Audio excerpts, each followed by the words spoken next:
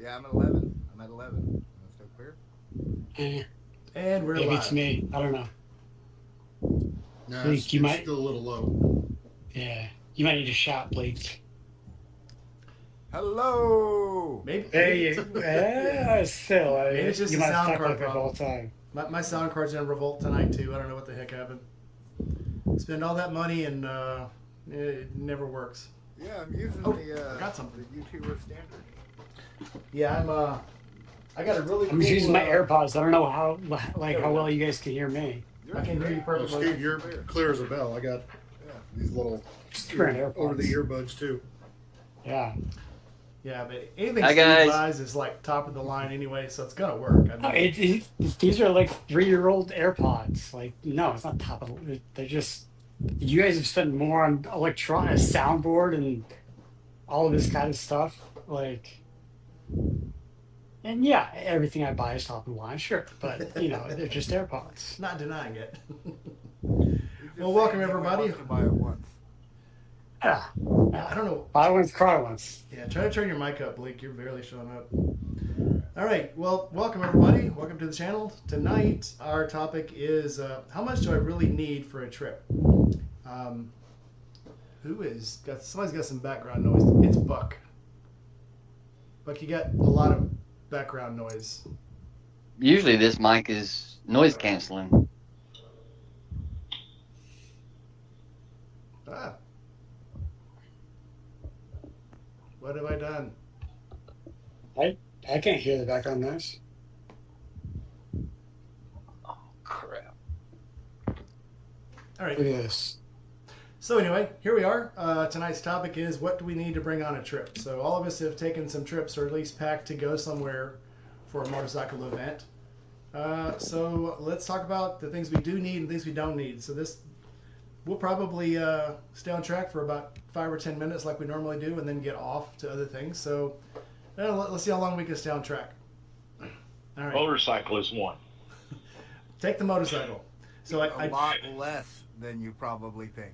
So I do have Yes. input from Gma. She wanted me to tell you all you need is a credit card and a hairbrush. I don't think Yeah, I was need- about to say a credit card and a knife. But so you just need a towel, right? I don't need a hairbrush. Yeah.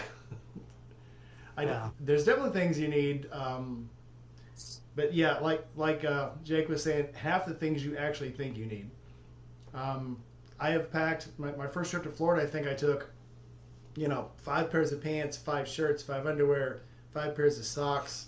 And when I got there, I think I went through in all 5 days. I may have showered twice, maybe, and definitely didn't need all of the pants. I think I wore the same pants every day except for when I went back and it was cold. And but anything else, yeah, all the toiletry crap I took, I literally threw away when I left. So you've kind of learned that when you get there, buy the things you need and throw them away when you leave, and buy a size that will last 3 or 4 days or however long your trip's going to be. But let's see who's in the chat tonight. Gma was in the chat, but now she's out riding. Rowdy's in there. Haven't seen Rowdy in a while. He played Gone for a while, and he's back in our little stream now. And then Faith. So welcome in everybody. So Blake, you're up there first in my screen. Give us an insight on what you think you need to bring for a ride. You've taken a very long ride and discovered these things. So what do you got for me? I overpacked. If I had to do it all over again, probably half the clothes could go. You know, I made my Indy Ridge boots work the whole weekend. They were great, so I didn't have to pack multiple pairs of shoes like I did. So that's half the clothes, half the footwear gone. I did enjoy packing my own coffee. It matters to me to be able to make a good cup. When I get up in the morning, it sets a tone for the day. So I packed my own coffee. I'd do that again. I don't want to be beholden to whatever's available or nothing. And a tent that you can live with. I had previously worked with a coffin tent, I believe it was called. It might as well have just been a bag that you lay in.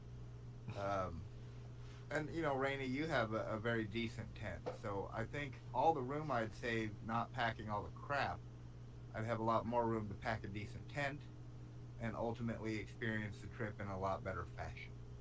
That's definite. That tent was great. Um, and now the second time, the only reason I took that tent was because Dinah was going with me, and I was going to be somewhere for 5 days. It's kind of overkill sometimes, but it is nice to have if you know we're going to be in one place because it takes like 30 minutes to set it up. So if you're going to be, if you're going to like on the fly and driving every day and setting up as you go, it's probably not ideal. But for what we did in Florida, absolutely primo. It was perfect for the trip. Yeah, it sounds about right. I You like know, your tent. I love the that other tent. couple necessities I think would probably not necessarily fall into what I'd pack for, but what's already on the bike, which is a little toolkit, a little flashlight, the couple of necessities that you might need when there's a lack of photons. Um, that can be real handy. In fact, I still have my little headlamp stowed away in one of my saddlebags because that thing was even more indispensable than say a flashlight. It takes flashlights to a hands-free place, and it really becomes much more functional. Yeah, especially to camp out. Like, if you're somewhere with tent sites, it's not so bad. But like at Forgotten Angels, where everybody just threw a tent wherever it would fit, and then you've got to walk somewhere with all the tent strings hanging out. That headlamp was primo, an Right. absolute necessity. Absolutely. Yeah, Yeah. I still remember having to ride back to the house with your flashlight in my teeth because the bike turned over, but didn't have enough to for the running lights to go on. So I had no headlamp, or I had no headlights. I'm trying to ride on Josh's old FXR, Oh yeah, and that one. the, yeah, the and wet it's spot. it's yeah, and it turned over, but like it's Florida fog at 2 a.m. Um, but thank God he was like, "You better take this with you just in case." I always have light. So It's one thing I've always yeah, believed in. Bring plenty of light because you never know. yeah, We yeah. forgot to introduce everybody, so let's start at my top here. Everybody introduce yourself. Blake, go first. Bleak rides, motorcycle enthusiast, and in some cases, happy motorcycle parts salesman. Been riding for about 5 6 years now, and couldn't imagine a life where I'm not. And next in line is Steve from You Know Where. My name is Steve. I own Indie Ridge. Um, I've been riding for a while, but lately it's more just because you own a motorcycle apparel company doesn't mean you get to ride all the time. I think people make that mistake a lot. So, uh, yeah, that's pretty much my job, pretty much my involvement in the motorcycle community these days. Your I don't entire get the life. luxury of, yeah. So on the weekends, I like to do things that are very much non-motorcycle related. Yep. To get him to go to Forgotten Angels, I had to beg, shame, relate, beg some more, beg again. Yeah, yeah, and no, I mean, like it was good. Like it's like I just went out to Daytona. Um, I actually didn't go to Daytona proper. I was only there for a couple days. I was at the New Smyrna Billy Lane's Sons of Speed um event. Uh, I, someone had given me a media pass, so I was able to. And a couple of the guys were wearing my boots on the track. And if you know the bikes that they ride at this particular race, they're like 1925, 1935. They don't have brakes, and they're going like 80 or 90 around the New Smyrna Speedway. And we had a lot of content on our Instagram about it, but yeah, it was cool to see. It was definitely like because Daytona's I'm not really a fan. It's not really my scene. Um, But this was a very, very cool experience, and getting to meet everybody and the crew and Billy and all those guys. So that's rad. But even then, it's like, you're gone for like 3 days. You feel back because all the employees are back at the office. And then right back into work. Hmm. Next in Yeah. line is Jay, retired. Hey, how you doing? Is a motorcycle cop, polar bear wrestler, woodworker, leathersmith. What all you got going on? Uh, just working. Right now, it's really just trying to get my wood and leatherwork stuff rolling and get my shop finished setting up. Been working at the PD, and then I'm with 21 Brotherhood. That's where the Spanky's coming from. If you see my bike, it has a paddle on the back of it that says Spanky. But I'm national MC for that crew. Uh, but been riding since about probably 2002. I did it from 2002 to 16 for the police department. I never owned a personal bike during that period of time because when you're riding for 40 hours a week, you really don't want to do it on your off time. It's been about a year retired before I said, the hell with this, I need a bike.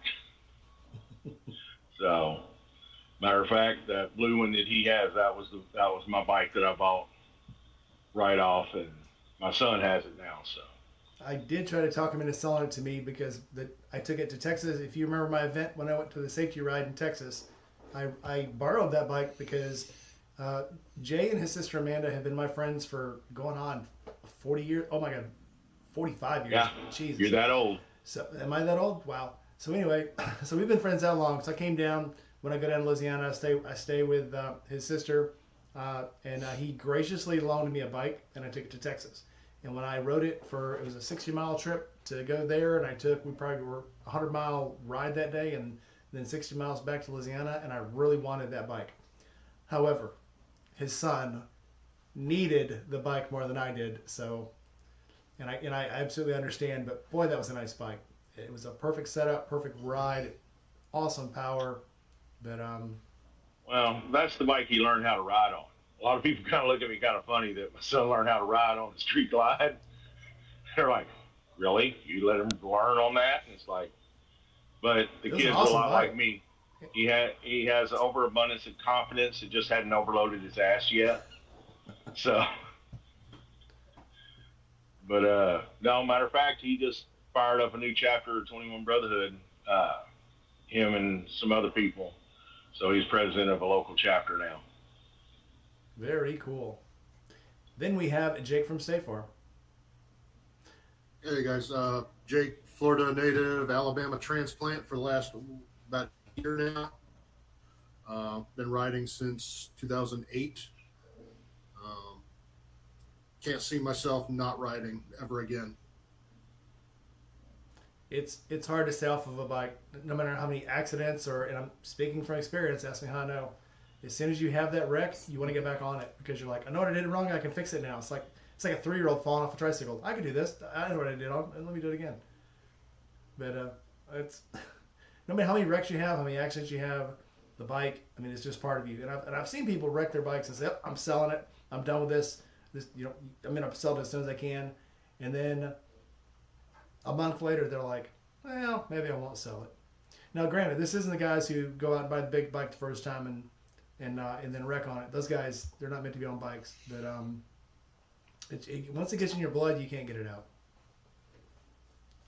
Almost got oh man, this was like a week and a half ago. I was riding home. I almost got T-boned at an intersection. Um, this is right near the warehouse. Going back out to my house and just making a left. Guy just was not stopping through this red light, and yeah, I mean, eventually he stopped, and like I was trying to think, like in that situation, he would have either put the front of the back if I had gone. So do I gun it or do I stay still? What do you think? Depends how fast he was going and how fast you were going.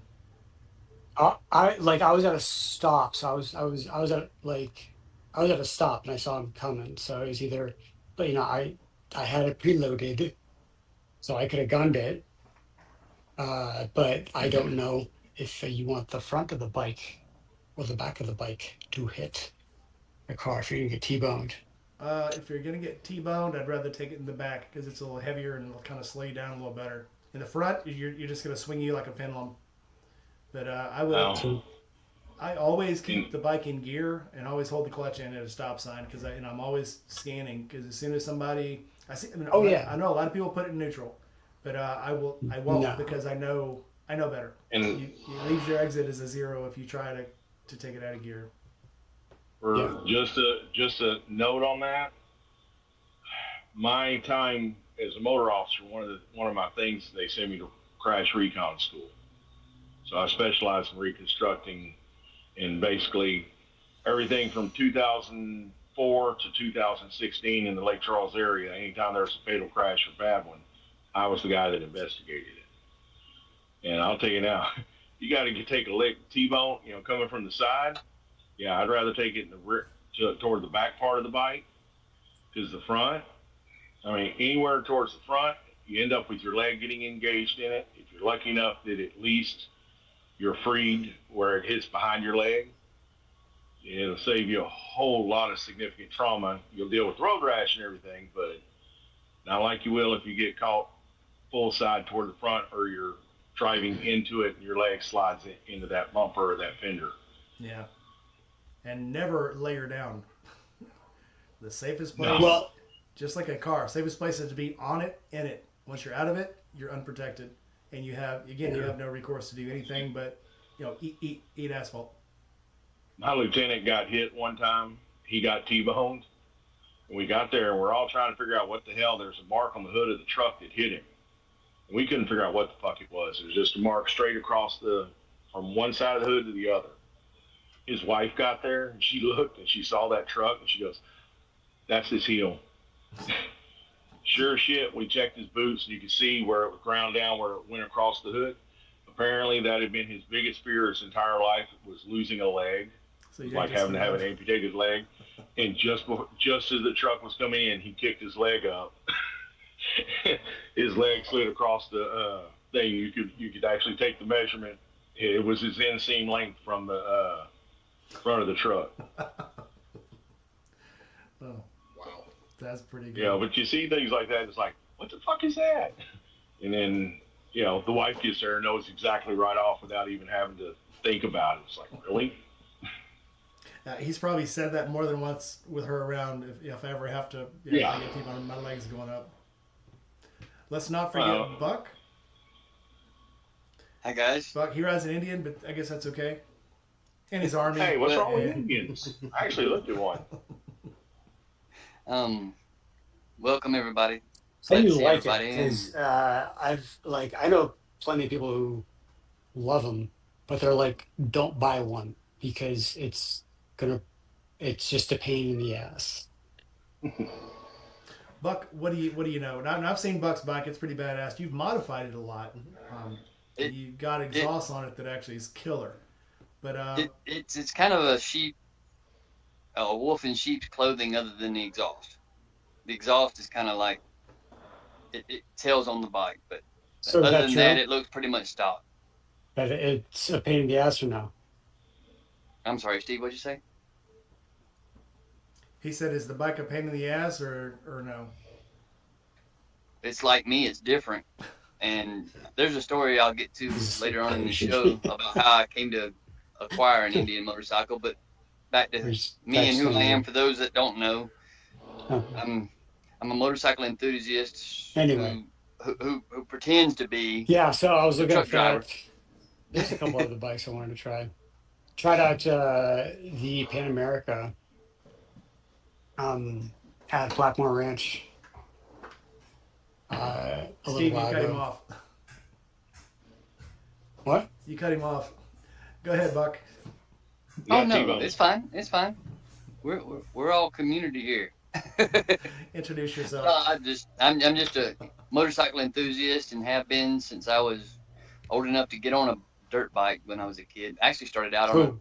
the little 5-horse Coleman scooter when I was not even out of diapers good, I don't think.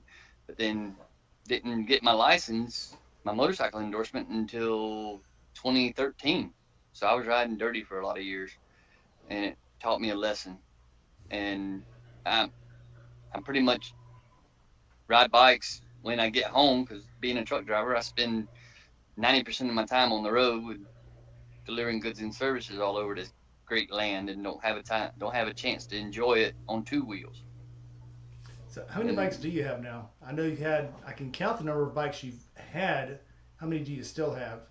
Because I know you had the SV650, or the whatever they call it now, The Boulevard, and Shay and Josh called it the Suzuki Savage, because precursor to the SV650 was designated as the Savage, but then when they started with their Boulevard line, they switched some of the models over to the Boulevard designation.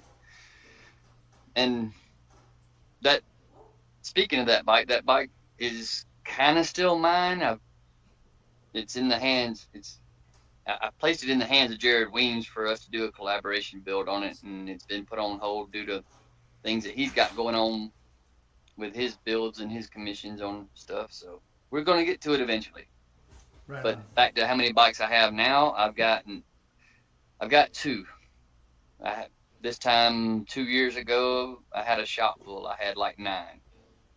5 of them in the last 2 years were donated to Forgotten Angels, and one of them was actually raffled off this past October, which a lot of guys in the chat and some of the folks were there in person to see it, and that was kind of a hard decision to make. What do I donate? Do I donate the Night Rod, or do I donate the Indian? And the Night Rod, for those who don't know, it was my dream bike. Yes, Steve. Back when they first released. And Is there another person talking? Yeah, you can't hear him? No. Yeah, Buck's talking. You can't hear him? Okay. That might be why he cut me off. I figured. Put your other bud in. Maybe you can hear him.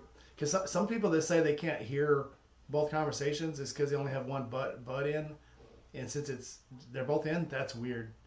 The earbud people, though, say they can't hear, and I'm not sure why it is. Maybe it only broadcasts on one channel, or... Maybe. Can you guys all hear the other one? No, so what I'm dealing with is on the Riverside side, Buck's not even popping up. Yeah, I I'll also see have him. YouTube up. On the Riverside side side, yeah. screen. I meant to say that earlier. The Riverside side, it's just me and you on the Stop screen. one audio and Rainy. pull up the other. I can hear. You're not him even on the fine. screen? No, he's not on my Riverside. Weird. He's Yeah. on my YouTube. That's crazy. I have all 6 of you, or all 5 of you, and one of me on the Riverside. That is insane. Well, on my Riverside, it's just me and you, Rainy. Really? Including myself. I have all of you because I'm transmitting it. How did that happen? I only have 5 people. I've got All right. 6 Myself. modules. Okay, we're going to do something crazy here. You guys all log out. I'll stay on, log back on, and see if I can get you all on the same screen. I don't know what happened. That is crazy. Okay, All right. Logging out. that is insane.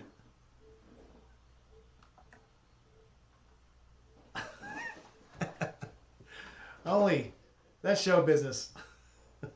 Buck, you stay on since you're already here. Let's see if they log back on. Buck, you're on twice now. I went out and back in. Hey, I I see Buck. have 2 Bucks now. What the? All right. I went all the way out and all the way back in. Okay. Let me do this. The other you's got no. Don't do anything, Buck. Stay where you are. Okay. All right. I already fixed you. Okay. Sound check. Bleak. Oh, you Bleak, fixed. say hi. Stay away Hi. from him. Hello. Hey. Jake. Yep. Can everybody hear me? All right. Jake. Hello. Steve. Yo, And Buck. Everybody hear Buck? Howdy. here and see. Finally, there we I go. don't know what the hell. If it's gonna happen, it's gonna happen to me. But at least I can fix it. All right. Well, here That's we all are. It's supposed to be me. It's supposed to be happening to me. It When did happen anything to happens, you. it happens to me. It did happen to you. You were the center of this controversy. All right. Oh, I literally am. I'm looking at the YouTube site now. I was staring at the screen. I'm like, is this dead air? Are we just not talking? Like, all No, right. like, all right, Steve, go ahead. What? I don't know where you were. Okay, so Steve had questions about Indian, so might as well answer them now. Oh, We're here. yeah. No, no. I've heard from people who ride them a lot, and they're like, I love it, but don't buy one because it's just a pain in the ass. What Which were the is, specifics? Any specifics? I um I don't know what he was riding. This is one of my friends in um Red Rum, and he's been a long time rider. It just breaks down a lot, maybe. I I'm think he's on got my a relatively new bike, but I don't I'm know. on I'm on my second one. The first one I bought in 2018, and I sold it in 2020, early 2022, and ordered my new bike when I sold my first one, and it had to be, of course, 2022. We were coming out of the sweet and sour sniffles and life getting back on track, and it was delivered in October because in between 2018 and 2022, we were becoming a riding family. I'd already taught my daughter how to ride, and she went from the bike I bought from Shay, that 650. She went and got her a Rebel 1100, and I got the 650 back from her, and I was teaching my late wife to ride, and then we all familiar with how she left this world unexpectedly in July of 23, and that's where my whole perspective had changed, which I don't want anybody walking in my shoes where that's concerned, because it's a hard pill to swallow, and I don't mind sharing my story in hopes that if people do have similar situations, that that they can find some light at the end of the tunnel like I did, because there's several there's several people that reached out to me behind the scenes, and some of them are right here on this panel that have been right here by my side, and if not for the the the support and the outpouring of support, I don't know where I'd be today. So I'm glad to be here to share this story, and you guys are involved. Well, I'm So I glad to be here appreciate with all you. of you. As a biker and as a military guy, I'm always here to support you. Absolutely. There's always a bed Yeah, here. glad You know you're where it here. is. But back to the Indian thing, real quick. I've not experienced a whole lot of problems with my tooth. Nope. I had a big bagger to begin with, Indian chieftain, and the reason I went to the chief is because, like I said, me and my family were becoming a family of riders. My wife wanted to ride her own bike, and so I went to a smaller cruiser, and she was gonna, you know, take on the 650 and ride it for a while. So for as many opportunities as we're given in life, we never know what's gonna happen tomorrow, and try to do today to make tomorrow better, even though it ain't promised. So that's where I'm at right now, and I get a chance whenever I'm home. I'll crush as many miles as I can, but that's where I'm at. Glad to have So you back. So let's get back to our topic. Bleak. What would you not go on a trip without?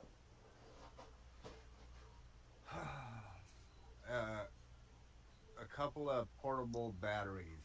If all else fails, and for some reason my charging system on the bike fails, that little tether to the world becomes really, really important. And having a portable battery in case I've been using my phone as my primary GPS and it's half dead, just to make sure I can continue that connection. There's a second part to that as well, that wherever I'm going, I download the offline maps for as well, as sort of a redundancy.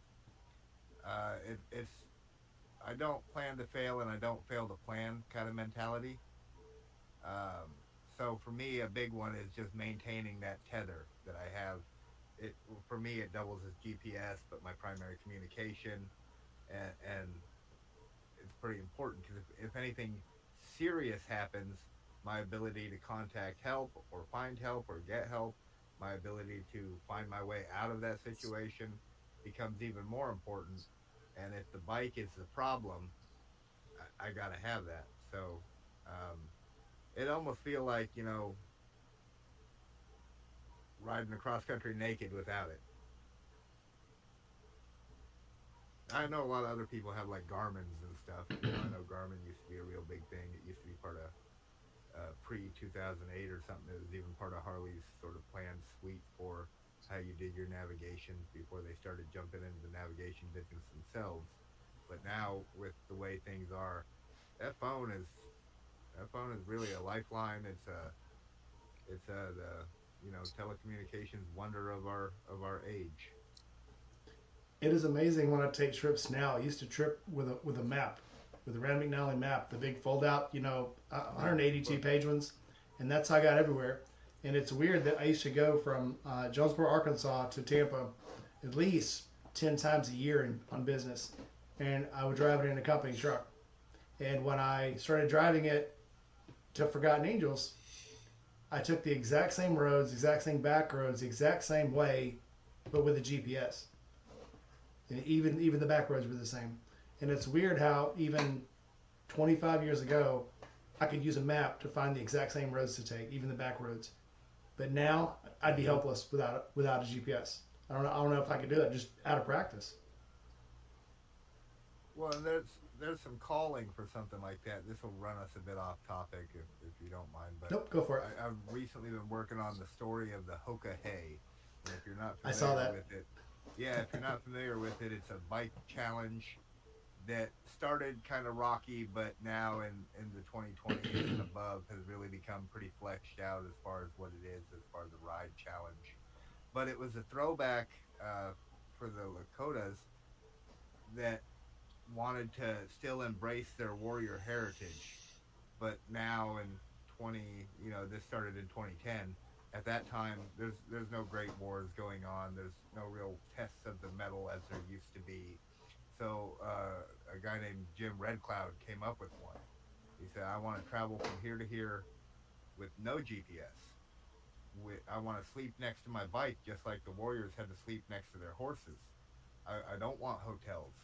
And really set down a gauntlet of challenges that a person would have to rise to. And although there was a lot of trouble created in that challenge because of maybe poor planning on the rider's part, poor communication on the challenge director's part, like again, now it's much more fleshed out, and I think people have a lot more fun with it. But in its early days, it was very much that warrior mentality, and that's kind of awe-inspiring. That you would just get out there and use your wits. Because again, I'm old enough as well. Anytime I traveled with my family, we busted out the giant Randy McNally, and you'd have it planned out. And you'd write, this would be pre MapQuest, and that'll really date me because if you don't know what MapQuest is, if you've only ever heard of Google or whatever Apple has, then like, what's he even talking about? Yeah, there used to be a website you'd go to and it would give you a turn by turn. And there's in cars especially, that trip indicator that you used to have to follow the mileage. Oh, I've traveled 138 miles. I've got a left coming up. Yeah, it used to be a very involved process to travel and to navigate. And now it's look at this device and be unsure if there isn't a screen immediately telling you with a voice yelling at you to turn. It shows where we've come to and what we've become, but also just how incredible we are at developing tech, as a people, because that's pretty cool stuff. Used to be a lot harder. It is pretty neat, and I wonder if someday we'll have to redo that again, revisit that in the very near future when satellites get blown out of the sky or we have an EMF bomb go off, and all of a sudden now we have to go crank up the old 1970s Hondas because that's all that'll start. Well, it's the thing we've run into, like here. We've had a couple of really bad hurricane seasons over the years, and like just a few years ago, we had two of them ran right up our tailpipe right here. I mean, right along the ship channel, and for about a month and a half, tech was non-existent. We didn't have, the cell towers were all gone. There was zero communication. I have Starlink now because I got it while I was in Alaska, but back then we didn't have such a thing. For a month and a half, I had no clue what was happening in the outside world. You know, so you'd be surprised and how peaceful it was, even with the destruction. There was that little piece that like here you didn't really have so many worries as we have now. Yeah, it's amazing that it takes a natural disaster to get a little peace and quiet. Well, and that was the thing with Alaska. I was on the Aleutians, and there on King Cove, it's out in the middle of the Bering Sea. And fact of the matter is the internet they had, their high-speed internet, wasn't even as good as the old AOL dial-up, the original dial-up on AOL. Wow. You know, and there was no cell service, no nothing. For the time I was there, with the exception of the occasional Kodiak grizzly that would wander close to me, life wasn't too bad.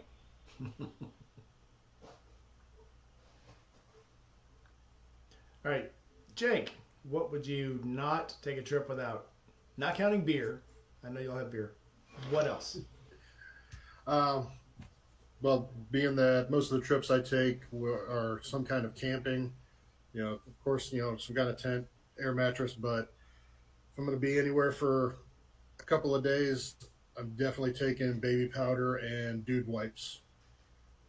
Just being out for 2-3 days, and if there isn't shower facilities, you definitely want to be able to take a whore bath of some type. Yeah, absolutely. Germex, baby powder, and dude wipes. Or Yes, some kind of wipes. When we were over in Sturgis, Mississippi last year, thankfully they had shower facilities, but still it was nice to just break out a couple of wipes, and you got dirt, sweat, arms, neck, head. Sweat? What? Look, it was a little warm. It was very warm. It was the first day we got there was the only cool day. I think every day after that was just brutal. But Well, that's because you brought the rain with you. I did it cooled bring off, the rain. and then it was just so wet and the humidity. But I'm set for this year. I got myself a little 20-volt battery fan, so that's what I'm not. That's what I'm definitely bringing. Yep, mine's a little bit smaller, but it's same. It's a little loud, but I don't think I'll care. I would At all. second that little mini fan mention, because I think the only reason I lived through Forgotten Angels, which was a glorious adventure, but was at some point I picked up a mini fan to help cool me down, because being from Iowa, I don't know, our blood's a lot thicker here, and I was dying. I mean, I was dying down in Florida. I was always out Welcome of to the breath, swamp. just sweating, and everywhere I went was just hot and steamy. And then I got me this little portable fan from Wally World, and it really got me through the nights. It got me through the days. But a little bit of kit that I picked up that's sort of a newer piece of kit is like a fold out solar panel. So even when I'm in lack of actual charging capabilities, I had a secondary way to charge stuff, and I charged that little fan during the day while I was running around with everybody, just off the solar panel fold out. And again, glorious piece of kit. That's a good one. Right, Jake, what else? At least half of whatever you pack, you could probably ditch. I just got back from just short of 2,000 miles, and I made a concerted effort this time. I took clothes, I took the tent and air mattress down to Tampa, and thankfully, Mrs. State Farm, she was coming down to Tampa. I was able to throw the tent and air mattress in her car when she got there, and I just kept on going. I had nothing extra strapped on the bike. I had my clothes and toiletries in a saddlebag, rain gear, very, very basic.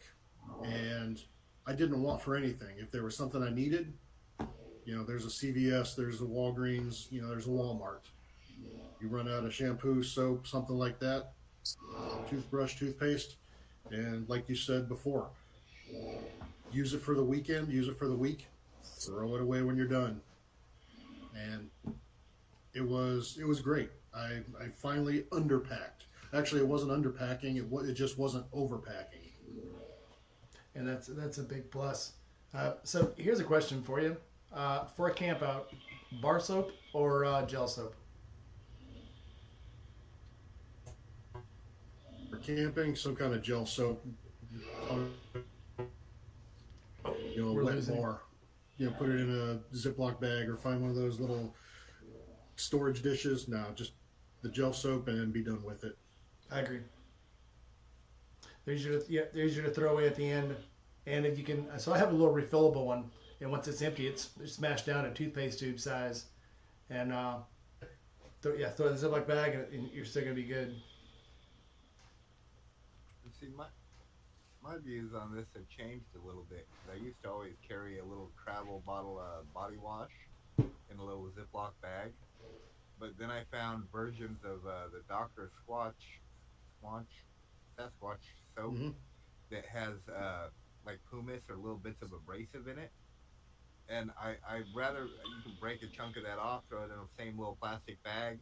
You don't have the worry of the gel leaking everywhere, but because of that abrasive, I mean, it's you can scrub your skin down real well with little water and that little chunk of soap, and get nice and clean and dry yourself off, and you're pretty much good to go. And it's much more stable than say that gel I was carrying around because that thing would start leaking out the lid even though it was in a plastic bag once squished or any kind of pressure put on it. So I might have converted a little bit to a little chunk of bar, but that works for me. So yeah, moral of the story is you like what you like. If it Yeah. works for you, go for it. We got some new Sky stepped in and T-Bone stepped in, so welcome in, guys. All right, Jay, what's your input on this? I know you've taken some rides with your club. Hi, Jay. So, what's your input on this? Well, one thing I bring is I've got a small portable air compressor. Now it doubles as a battery bank, so you can charge your phones and stuff off of it. But that little doodad, there's been more than once, especially when we're riding in a group, where some you look and you see somebody's tires low, and hold on a second, we can at least put air in it. If you slowly, at least, even if you got to stop a few times to re-air it until you get somewhere it can get fixed. You know, it kept us mobile without having to try and get a trailer to us. You know, um, That's a good one. the rest of it, matter of fact, I haven't. Most of the long rides I've gone on have been with the PD. Um, About the lengthiest I've gone on here is up to like the Dragon's Tail and stuff, going up the Cherahalla Skyway. But come September, we're going from here to Pittsburgh, which is about 1,500 miles. That's a ride. Yeah.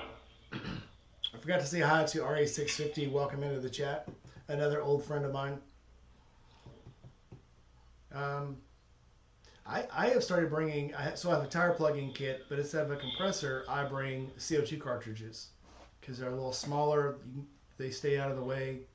I've only had to use it once now, but for a front tire, one canister, a back tire, two canisters, and funny enough, when I blew the back tire out, I hit a screw, and there were three BMWs on the trip with me, and all three of the BMWs had a compressor and a tire kit. I'm not sure how that ties into, but just so happens. Not that I get a lot of flats, but it's nice to have this stuff when you do. Hmm. All right, Steve. Yeah, that's a good question. Like, which your preferred method of fixing a flat, or is it, you have the like fixed flat or air compressor, or until you can get somewhere safe. That's interesting. Um, I think a lot of it's been said. The light is definitely important. Uh, and the dew wipes and it kind of depends on like, for me, I don't like when I get to my destination, I don't like feeling dirty, especially if I can help it. So it's just a matter of, okay, well, how many, you try to think about, okay, what am I going to do once I get there? And then when am I going to want to shower? And then am I okay putting the same clothes in, or what kind of clothes can I bring that maybe I can wear for a couple of days? And so, um, you know, camping gear, try to stay light. I'd like the air mattress. I'll just use an inflatable sleeping pad or something like that. But yeah, the phone charger. I like the solar idea. That's an interesting one. I might have to think about that. I have a battery bank that has a solar charger on it, so I just put it out at the end of the day, like put it on the bike. I actually have another holder on the bike, two phone holders where I can put the charger on there and hold it out in the Yeah, sun. Because when you're running, especially if you're a vlogger like some of us, when you're running a camera, your radio set, and a GPS plus your phone, uh, that's a lot of draw. So eventually, and usually my battery for the communicator will go dead. So I swap it with another one and then plug that one up. And you always need cords, and I've always also figured out if I use everything that has the same cord, that makes it a lot easier. And I don't only have to carry two cords instead of like six. It makes it a lot easier. You know, it'd be helpful. Get a motorcycle helmet where the outer shell is the solar panel. There you go. I am surprised someone hasn't invented one yet. Well, yes and no. There was a German solar company. There's a German guy who owns a bunch of solar companies. I forget his name. He was working on a flexible substrate that you could mount those cells on, and basically make a flexible little sheet of solar panel. And then the idea would be you could have it rolled up or real discreet, real tiny footprint, pull it right out of a backpack, or have it in some way that you can deploy it and it not be big and bulky. Because like the one I have is almost like a book, and it like it's panels and it folds out, and so there is a footprint, and you can't bend it, you can't manipulate it into your pack very well. It needs sort of dedicated space. Um, but I don't. I haven't heard any more about that company in a while, so I hope they didn't go under. I was actually kind of a big fan of what they were doing and where they were going with their tech. So I'm gonna have to look back into that. it was like a hard nut to crack. I know they had sold some for a while that you could put. You saw them on like Dennis Kirk and what's the other one? But anyway, it basically just would fit on your tank like a tank strap, and they were really small. But like, again, I guess when you leave them on the bike all the time, they get destroyed. Yeah. So maybe that's such a good thing. I've also learned my jump kit. If you buy the little thing from Battery Tender, it's a little plug that plugs into your Battery Tender port, and it has two USB connections in it. So if you get really desperate, and I've done this with my cameras before, because when the bike's not on, none of the ports work, none of the charging ports work. But I can plug right into the battery, and I'm only drawing like 0.05 amps to charge whatever I need to charge. And so that's kind of convenient. It's about the size of a little Bic lighter. It's really small. Mm. Just as a spare. All right, Buck. Trips. Oh, What do you hi need? guys. What I like to pack as far as have to have, Later, T-Bone. zip ties, strips of duct tape. You know, you don't have to have a big roll because the roll center takes up too much room, but you can wrap duct tape around a ballpoint pen and throw it in your saddlebag or something, which I don't have bags on my bike, so I have to depend on a backpack or tank bag or fender bag or something. And that's key, and a small self put together first aid kit. That's my bare essentials as far as we're all gonna have a minimum amount of clothes and toiletries and stuff like that. Which you guys, I agree with. What all you guys pack because that's what we're all gonna pack. But I don't overpack on any of that anyhow because I'm limited on space because I don't have any bags yet. Because my bike's set up for a solo rider and solo seat. But I usually go on a trip with one backpack and come back with two, one strapped to the handlebars and one to the fender or one on my back. So there is that advantage to not having bags because if you have bags, you want to put stuff in it. You want to fill up the space you have already. Which is that's what I hear. Both of the campouts we went to, not the Forgotten Ages one, but the Little Sturgis one and the Honda Hoot. The last day when you're going around, all the trash cans are full of underwear and socks because nobody goes back with. I heard before, like especially like going to a place, like if you're gonna get there, you need clothes while you're there to walk around with and not look like a scrub. But while you're riding there, and then when you're riding home, you just wear something cheap. Or on the way home, you're usually going to buy a shirt at the event and then take it home with you, and that's what you're going to wear. But the stuff you wear there, the stuff you wear on your way there, you just throw it away. Wear your cheapest crap that you know you're going to throw away anyway. And it's also a good way to get rid of old underwear and old socks. Speaking of t-shirts, that's an awesome Rainy Rider t-shirt I've got that I'm still waiting on 2 years later. What? I still haven't gave you a shirt? I didn't give you one while you were here. When are you going to come back and visit? I got one more in the drawer. I'm actually delivering to Nucor Tuesday. In Memphis. Memphis? Well, Come on. I'll see you Tuesday. What are you delivering Surprise. there? Surprise. I worked there for a long time. I've been working on somebody to get more shirts made. No, I'm just kidding. Someday. I have one more. That's how much I was worried about it. I didn't remember it till you said something about shirts. Well, you never mentioned I got Steve's shirt here in the truck. I wear it all the time. Which one? What? The ride for the Forgotten shirt. Oh. I ride. Well, there was that one, but then the new one I just made for them, the 10-year anniversary. I seen. Oh, Mm-hmm. okay. Why have you seen that one? So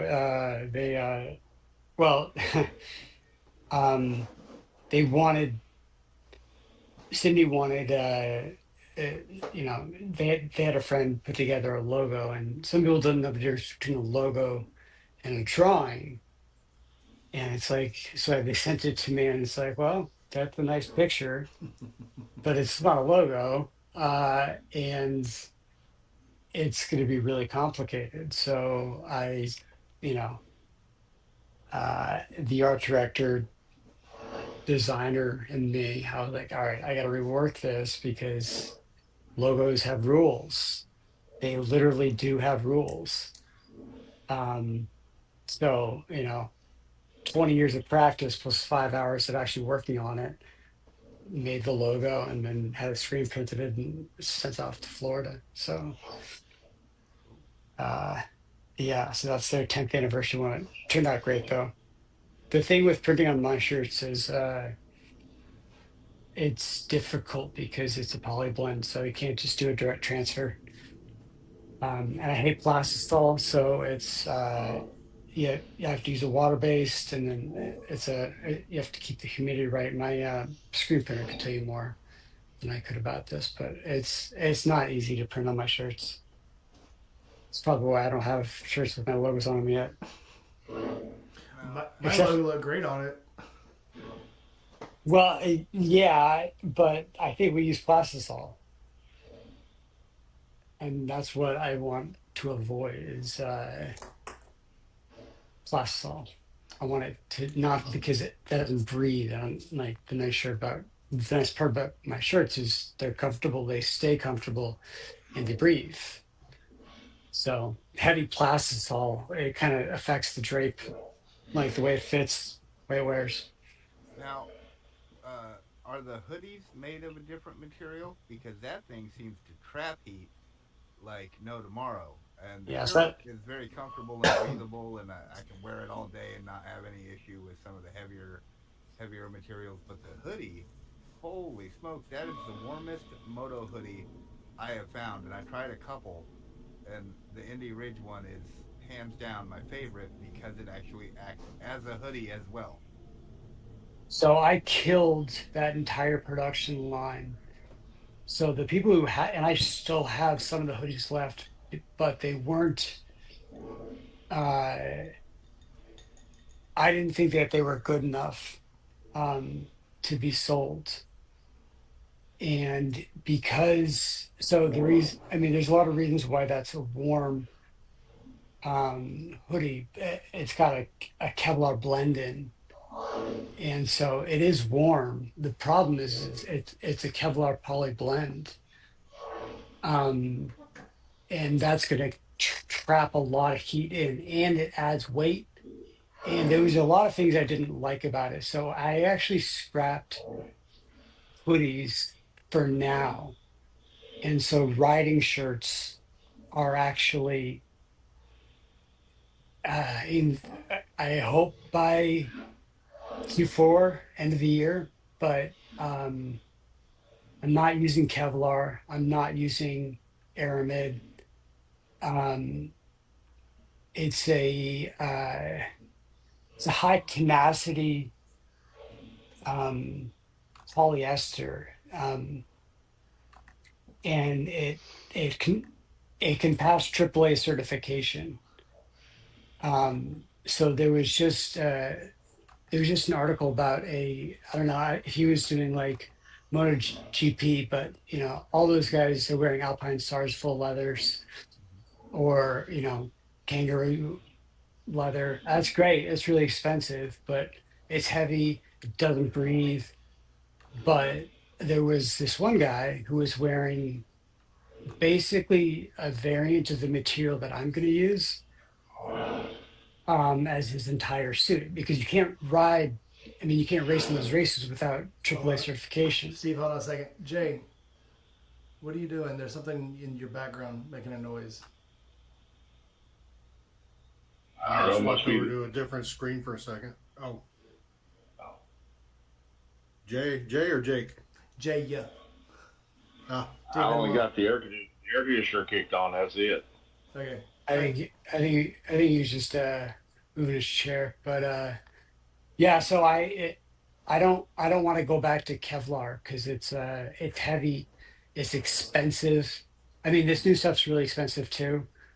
Um, but it's a more breathable and it's a lighter option while still being warm and still being as protective as full leathers.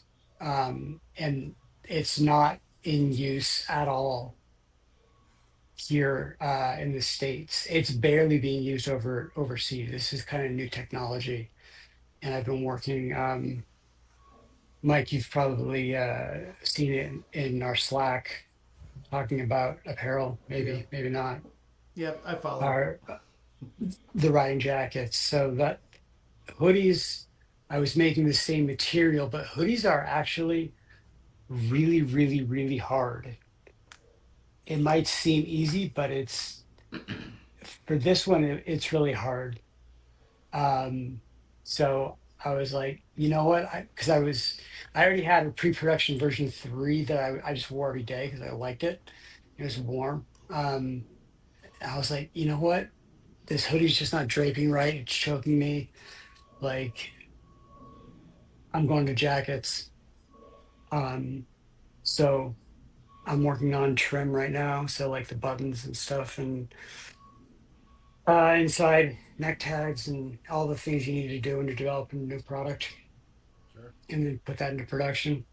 Well, So comparing it to the one they send me to make a commercial on, comparing that one to yours, and I guess I don't want to say the name of the company, but Steve, it's night and day. Yours was so much better, so much more comfortable. It felt so much better on your body, and it wasn't uncomfortable to wear. And that one actually choked me a lot, and it was just a weird material. And just to think that is the big seller, and that's what people are buying. Yours would have knocked it out of the park.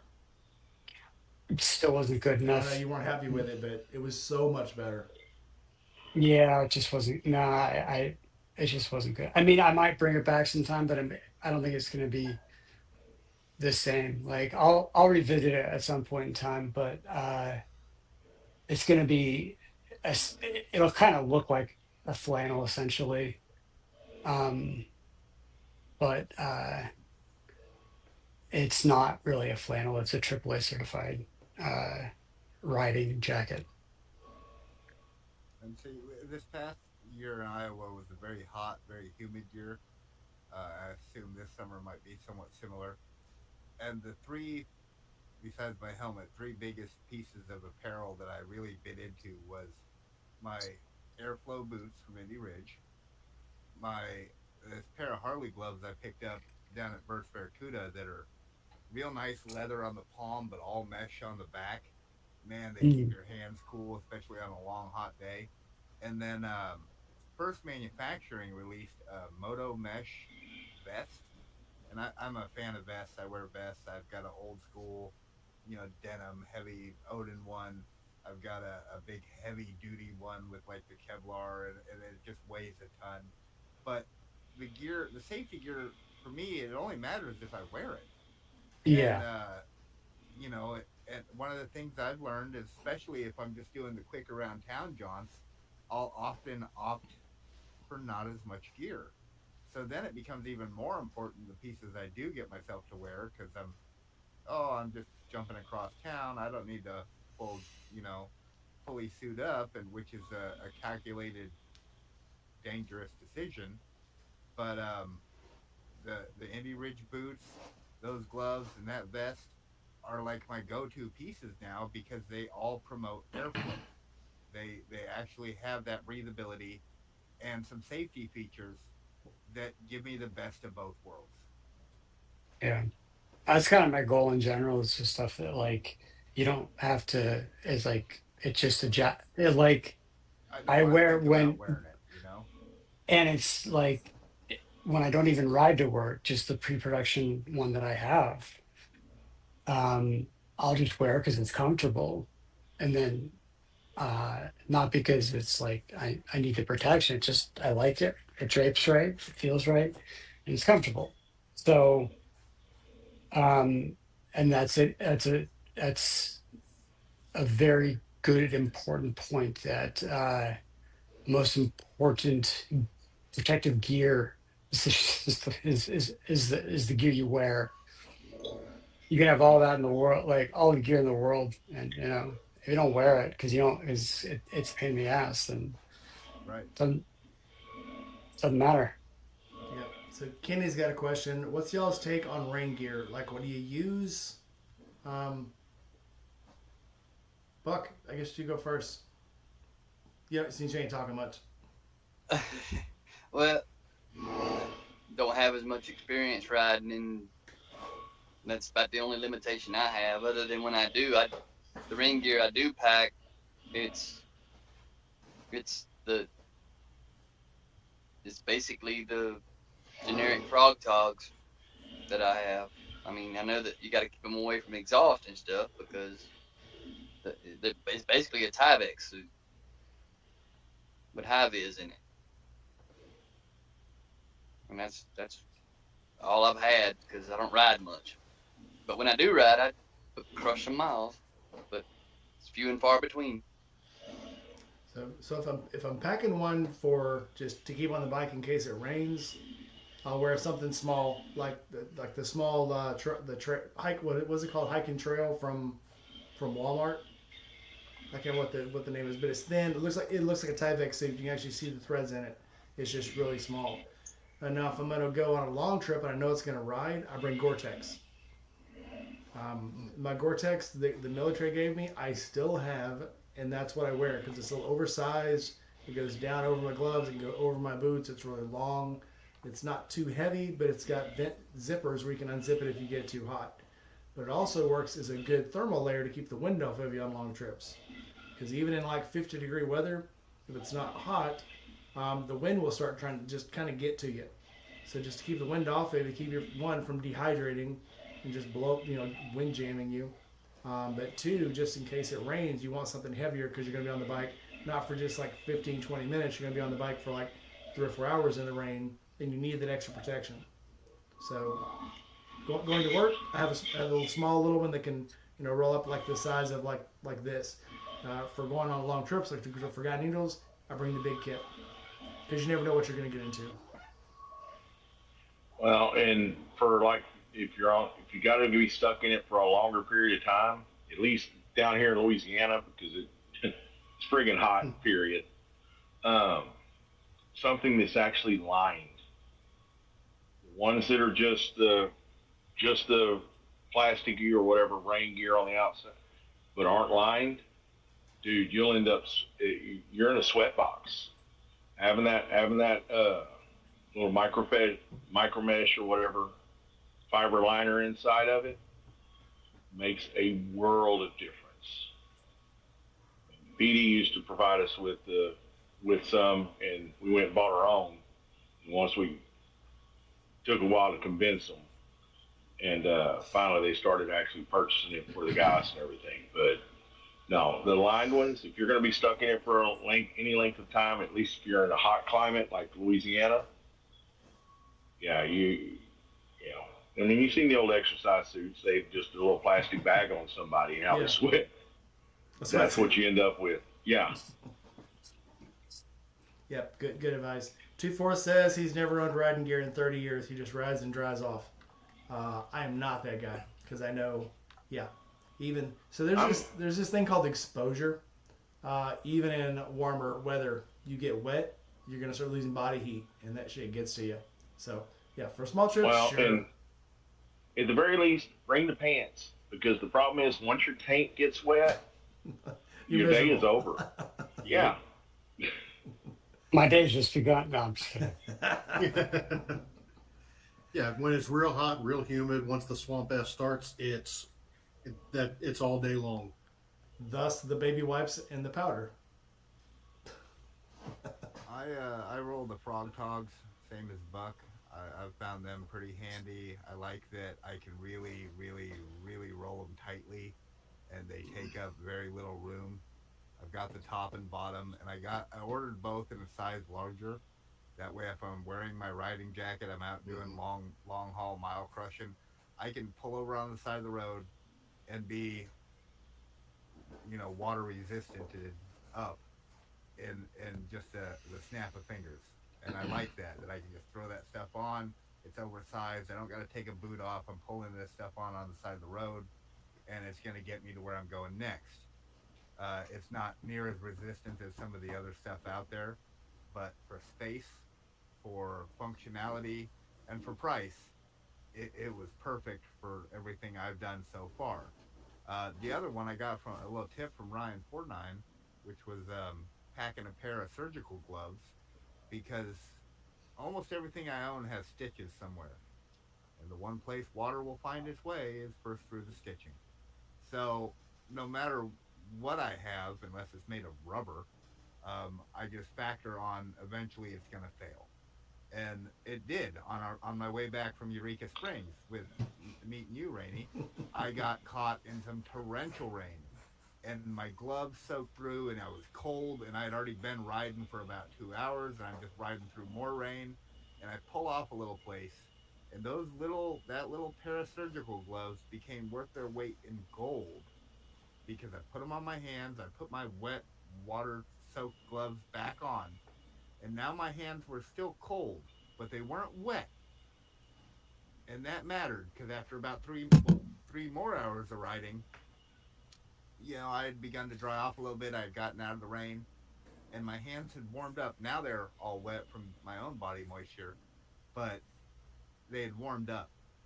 And what a life saving little piece of kit. And you can cover your body, but if you don't have a way to cover your hands, which are basically controlling your clutch and throttle, you're going to need those. And with their maximum amount of dexterity, that can be the make or break difference on a ride. Yeah, absolutely. And I also learned, I actually got this from Shade Tree, in cold weather and in wet weather. Stopping at a gas station that has the hand blowers to dry your gloves, to heat your gloves, is a lifesaver. Absolutely, that can be and funny enough, just like your tank, once your hands get cold and your feet get cold, you're miserable. Yeah. And it's funny to go for the clutch or to go for that brake and you can't feel your fingers. Yeah. And you're It's like, stiff okay, fingering. and you're just going by feel. You're basically going by instinct because you can't feel your fingers, how hard your fingers are closing or whatever. We Well, were, you'll know this. You'll know this yourself, Rainey, from our cold weather training in the military. Heat leaves our extremities first. yep. And which is also why I recommend a neck gaiter from Indy Ridge. I always, if it's going to be cold, even like this last week, it was only like 50s in the morning. Put on a neck gaiter because the wind is going to find you in your most vulnerable spots. It's usually right where your helmet stops and before your jacket can finish. So that neck gaiter isn't. If you guys don't have Jay, I don't think you have one. I'll get you one. But those net gaiters from Indy Ridge are the best net gaiters for blocking wind Keep it and on the saddlebag. and COVID.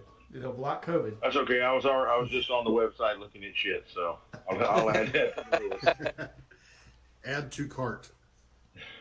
They're One of my, abs. oh, go ahead. They said they're absolutely awesome. One of the newer pieces of kit I picked up, well, this was last year when I was in Colorado hiking with my buddies. Um, I did not know the wonders of merino wool. I wasn't a big wool, I don't know, wearer to begin with. I was dealing with some hot spots on my feet after a couple days of hiking through Rocky Mountain National Park, and we stopped at REI, and I found these Smart Fit um, merino wool hiking sort of socks. Um, it might even be called Smart Wool. Incredible, and I literally would pack two or three pairs of those now, as opposed to the normal socks I wear. They're moisture wicking. You can wear them all day. Go wash them in cold water. Wring them out. By the next day, they're dry. They are phenomenal. Smart Wool. Smart Wool is what they're called. Um, and then again, it doesn't require an electrical source. I've had heated socks before. I'd almost prefer to just have wool that I can count on that's going to keep my feet warm and dry in its own way, as opposed to worrying about are my socks going to stay charged. Because I've had all my heated gear fail, and it was sitting at a Hardee's truck stop, or a truck stop with a Hardee's, and charging that stuff for 4 hours just so I could get back on the road. The thing I learned from that is if there's a way to retain that heat and that functionality without having to charge it, it's almost a better choice for me. I have never got any. I've tried heated socks and they burnt my feet, so I think that burnt me out for everything else. Now I have had a heated vest before, and I loved it. But at the same time, once the heat wore off, then I was vulnerable. So I'd rather, hey, nice sticker, Jake. But once it stops working now, so it's almost like, and again, Buck can tell you this: the easiest way to get used to the cold is to let it consume you. I had an instructor one time tell me, yeah, how do you get used to the cold? Let it kill you. Once you realize it's not actually killing you, then you can move on with your day. But granted, though, you still want to keep your feet warm. You want to keep your hands warm. You want to keep the wind off your neck because that's where you're going to lose the most heat. But as far as being cold, when you get too cold, stop. Dude, Oh, go ahead, Jay. Sorry. oh no, I was just saying, I learned about cold up there my first 6 months in Alaska in the Arctic. So that was a big change. I left Louisiana at 65 degrees and landed there, and it was negative 20, and that was the warm day. So, yeah, believe me, cold can make you nervous, but once you get accustomed to it, it's actually not too bad. It got down to negative 50, and it wasn't. It was still something okay to deal with. Another little useful item. I got mine off of Amazon. I think in a 3 pack of multiple sizes. Are these waterproof roll top style camping bags?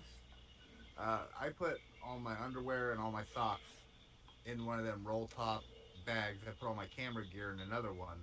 That way, if rain happened and for whatever reason it got into the saddlebags, the stuff that was most important to be dry remained dry.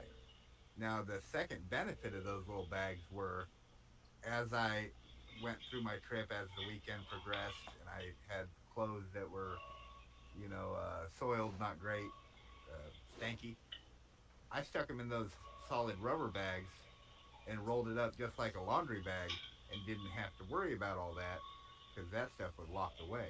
But I was aware of it when I got back home. Like, carry this bag around like Ghostbusters carrying a full crap. Well, go to, and I'm sure Buck probably has his too. I have charcoal bags still. Oh And they're Lord. waterproof bags with a like a charcoal lining inside it. It's for your dirty clothes, and it Oh negates yeah. your dirty clothes, and they work You know, big time. what's interesting is the riding shirts. You know, I'm a big fan of presentation in general for product, and the initial idea was to actually fold up the riding shirt and put it in a waterproof sack and have the branding on, and that something that you can toss in your saddlebags or attach to a sissy bar or something like that. Still thinking about how to present it, but with armor, it's going to be a little bit more difficult. But that was that is kind of the running concept right now is to create like a little stuff sack that you can use. Waterproof might be a little too much, but um, that's how they, because when you get the gloves, you get that little canvas bag Mm-hmm. that you can use Well, top of it. the gloves come in that little Ziploc bag. That's what I use for my toiletries. Yeah, and then So it's there's perfect also the little size. and there's also a little canvas bag that's got a drawstring. People use that for all kinds of things. So I like to, you know, provide a little bit of functionality with the what the product itself comes in. So the stuff sack is actually where I'm headed for the riding jackets. Well, that's a cool idea of an item anyway. Like, come Christmas time, as little bobs and bibs to buy a couple of buddies of mine. That'd be a good one, or just like Rainey was saying, the plastic bag that the gloves come in as well is pretty decent for different stuff. And Yeah. I've found the little footprint stuff I end up using a lot. Like I got this thrash and supply bag on the front of my sporty, and I stuff everything in that. That thing is great, and I didn't think I was gonna like it as much as I have actually embraced it because I'll throw my glasses and when I'm stopping at Kung Fu or something for a couple tacos, I'll drop my phone and a bunch of stuff in there, and it's got a little pocket I always keep some stickers in, and the little stuff ends up getting a lot of use because you can stash it somewhere. It's great. Bleak, I'm hungry now. Why'd you have to mention that? Best tacos Me in and the world. tacos. What was the drink called? Go fuck yourself or something? Fuck yeah. The fuck yeah. Yeah. So that Oh, bar, Kung Fu Tap and Taco, their signature drink is the fuck yeah. The same guy, the owner of that place, he has another bar called GT's, and their drink is the jambalaya, and that one tells you about yourself because it's got a bunch of Tabasco sauce and such in it. It's not for the faint of heart or gut, and Say that last part again. We had a. the other drink, the one with Tabasco sauce in it, it's not for the faint of heart. The fuck yeah is much more tasty. It's like tastes like sweet tarts, but with vodka. That one was good. I liked it. It was very sweet. I probably would have got another one if I would not have known what was in it. I would have got another one because we still had to drive. So We it was know. very good. Maybe next time. Yes, Buck. I see. I'm hungry. Thanks a lot. Anyway, oh, new dog. cheers. Oh, oh, Hey Jay, how's all my cats? Yeah, they're fine. And this is not a dog. He's a special needs kitten. You know, the stray cats that live outside, I took to feed them, and when he came home for the first time, the mama cat thought he was one of hers. When they're out there. So all the cats think he's their little retarded brother that needs a leash on because he's not as smart as they are. Last time I was out at Jay's, there was a litter of feral, and I mean feral cats, out between his porch and Amanda's house, and they're very feral. They were all over the bike. They're all over the porch. You try to pet them, don't. Don't try to pet them. They're ferocious. But they'll let Wally hear. Wally will pile on top of them. They don't care in the least. Yeah, they're probably a little bigger now. They probably don't have as much fear anymore. Poopy. Yeah, I had a congregation of, because I'm in that corner lot area, like it was like 4 cats, and I don't know if it's that time of the year, but they were all just making noises all night long. Cats. So It's at the right time of the night. I guess so. I had to go tell them to shut up. I think cats are aliens. They are. 2-4 and Brown Chicken stepped in. Everybody say hi to them. Kenny had to go, so Kenny, wish him well. All right, dude. I'm doing something.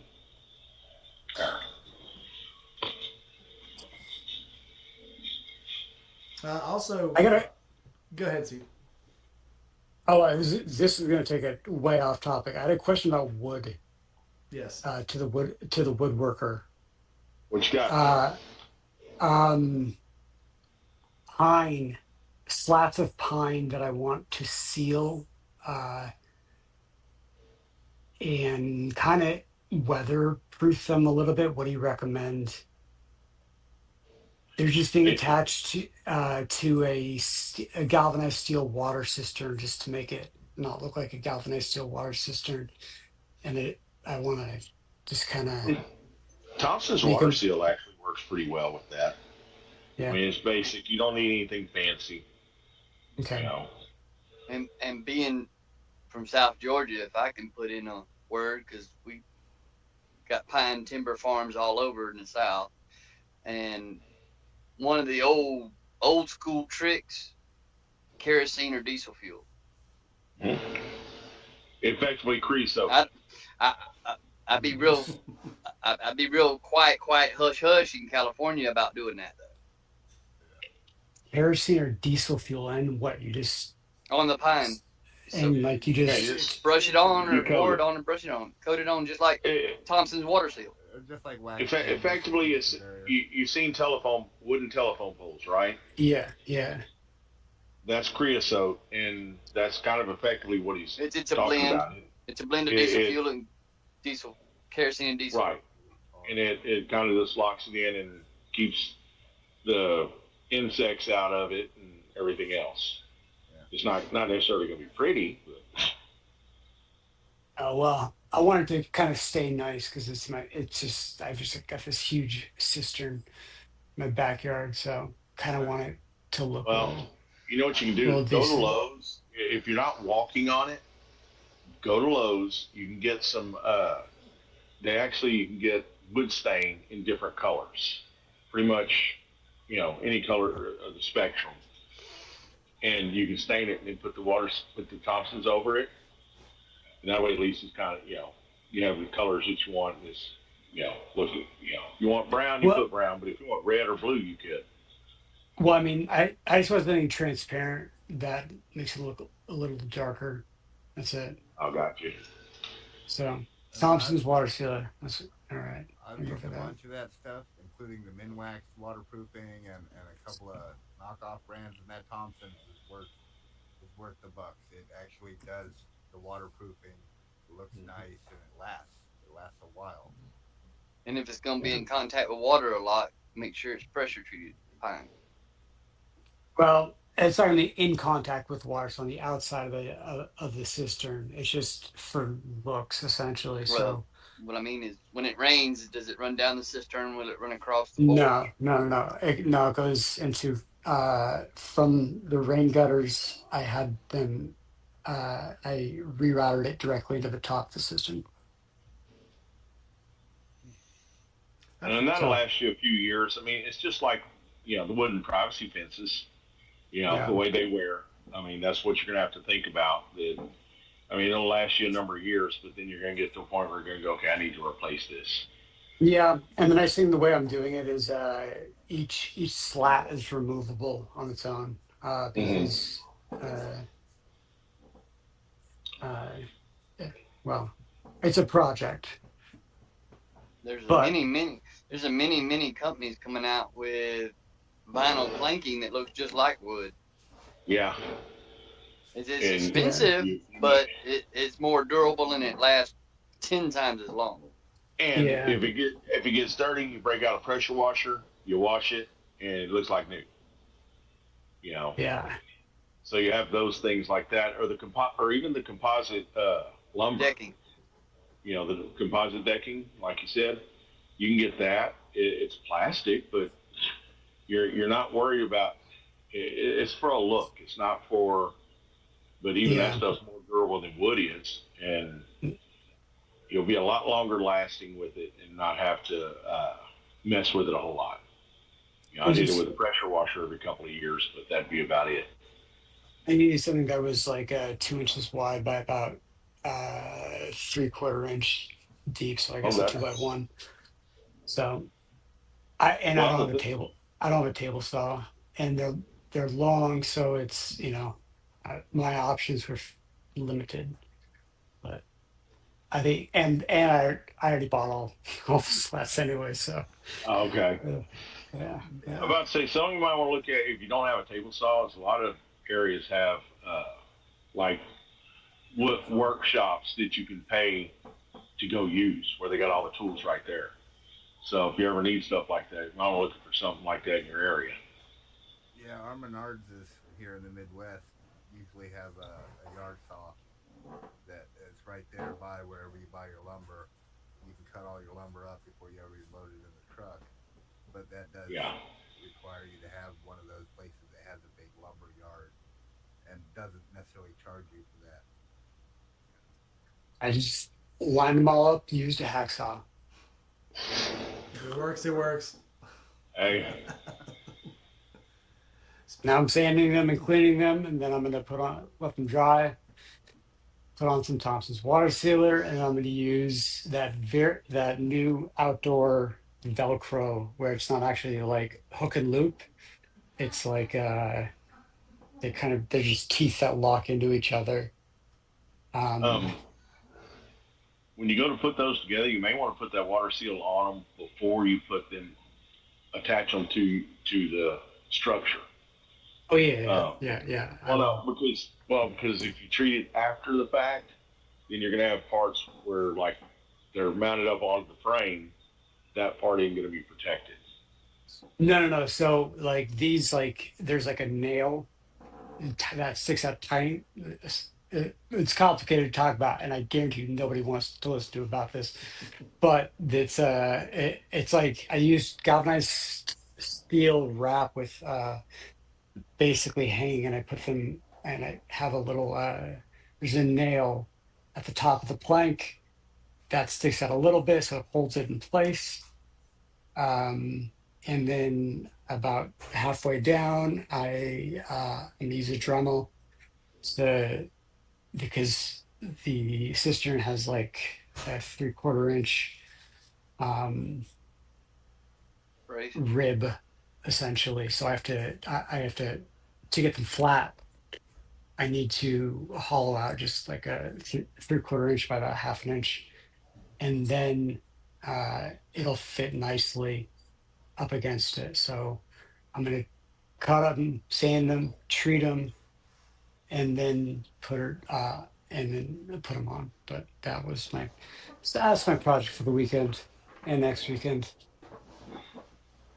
So again, when I'm even though I go back into motorcycle world tomorrow, uh, sometimes the weekends I need to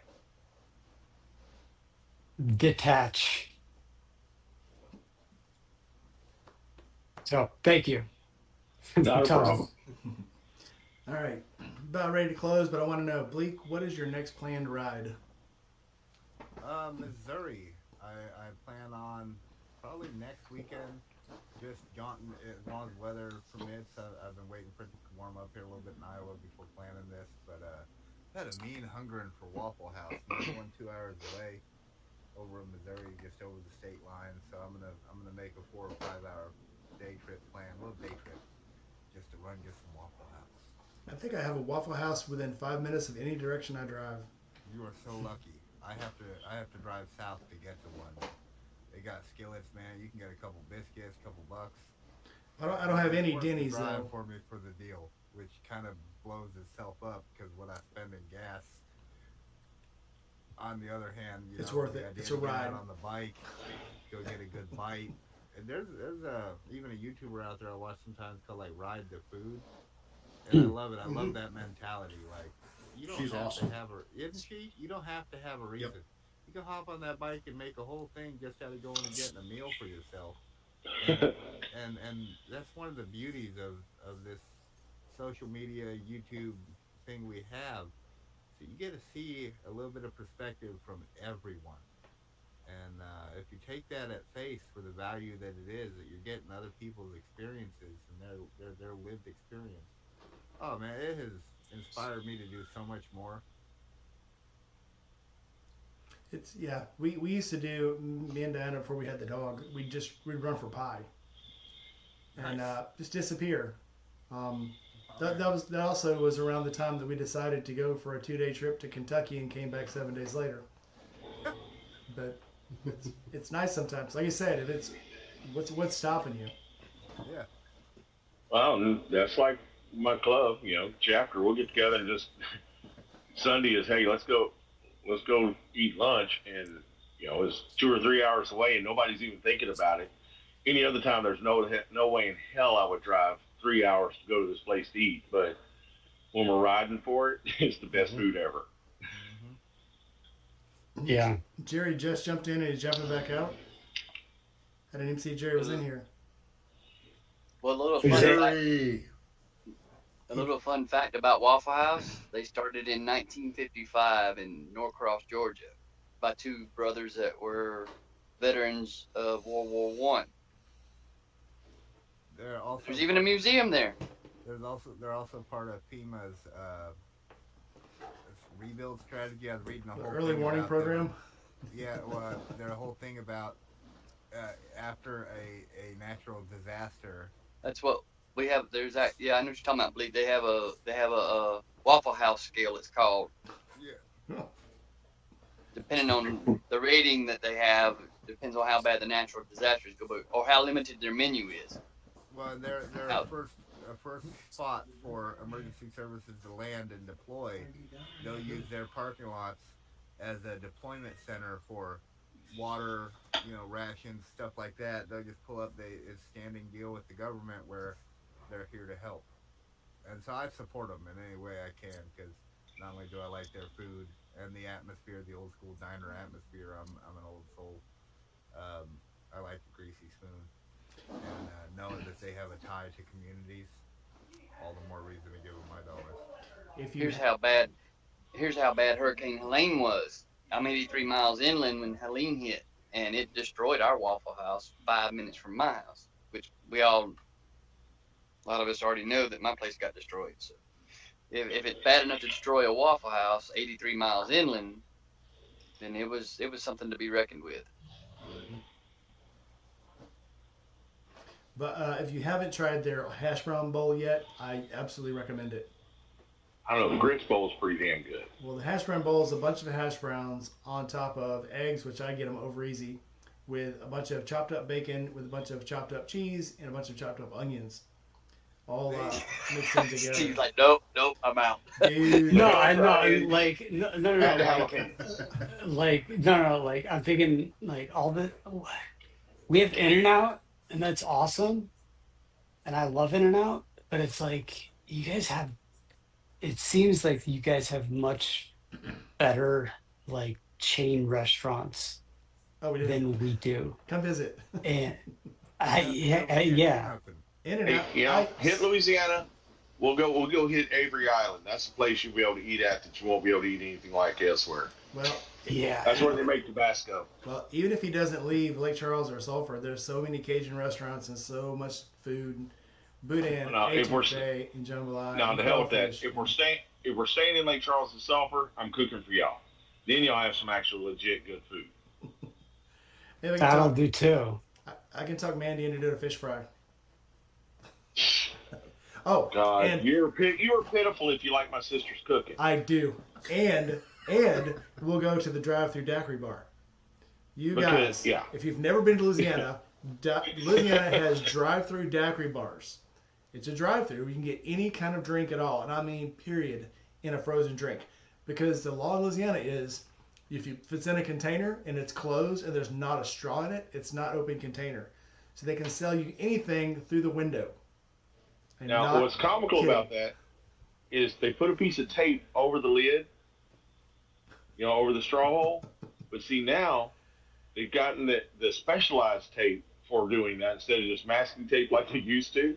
Now the tape they have is already perforated for the straw to go through. 10 of 10, highly recommend. Oh yeah, we can ride daiquiri shacks all day long. Yep. My favorite's still Paradise though. That's some good shit. Yep. All right, Jake, where's your next ride to? Next ride for me, short ride. It's gonna be a short ride. It's April 10th or 11th. Rally at the Shop in Marbury, Alabama. That's going to be a whole weekend thing. But next long ride is going to be Natchez. Yes. Yes. It is 4 weeks away. Yep. Not just about, yeah. About 3.5 weeks. God, it's closing fast. Yep. So I'm gonna have to meet you in Natchez. I'm not going all the way up to South Haven to come right come back all the way back down this way again. I get it. That's fine. Yeah, it's so far I think there's going to be 5 people that are actually going to go. There's 10 people that say they're going to go, but it always comes out to less. So about half that. It'll be that's the way every ride works out. So, but it's fun. I would do it by myself if just the fun part is going to be, again, I'm planning this where we can actually stop. Jerry's going to go. You're going to go. Big John's going to go. Or he has another name on here. But it's going to be fun. So, I hope everybody that I know wants to make it can make it. Because I'm going to take my time. We're going to stop, take pictures. We're going to look at stuff. And that was the whole purpose of trying to split it up, into 4 days. Was where we can stop and look at things and visit things and eat and stop off the trail and stuff and just have some fun and not just try to make it a highway trip all the way there and back. I'll make you comfortable. That's Robin. Tell us about Robin. Why didn't Robin get on? But I don't know. Robin, next time get on. We'll get you a link next time. All right, Jay, what's your next trip?